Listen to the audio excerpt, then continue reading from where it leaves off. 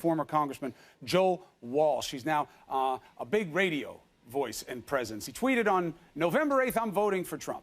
On November 9th, if Trump loses, I'm grabbing my musket. You in? So, what was the intention of that? Let's talk to the former Republican congressman from Illinois right now. Joe Walsh, thank you for joining us. You heard what I said there. Sometimes this is subtle, sometimes it's overt. Donald Trump talking about Texas.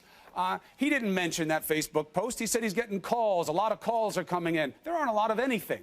There was one report. The GOP runs Texas's elections. As you know, the Secretary of State came out and said, this is untrue. Our process is fine. So that's a subtle version. Your version is an overt one. Do you really want people to take up arms against the U.S. government on November 9th? Well, think about that, Chris, and it's good to be with you. If I wanted people to take up arms, why would I recommend people take up an antique like a musket?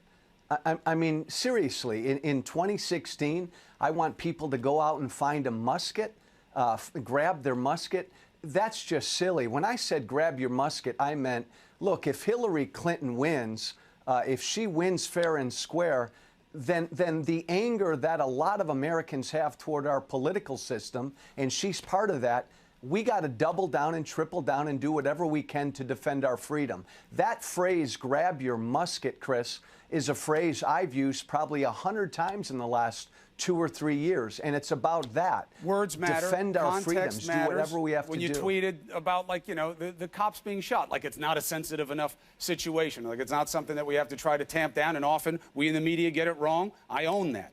But, you know, you say this is now war. Watch out, Obama. Watch out, Black Lives Matter punks. Real America's coming after you. Yeah. You only take this one way. You take it provocatively. Trump is the master of this, and you have to now argue whether that's a good thing or a bad thing. You tell me why it's good.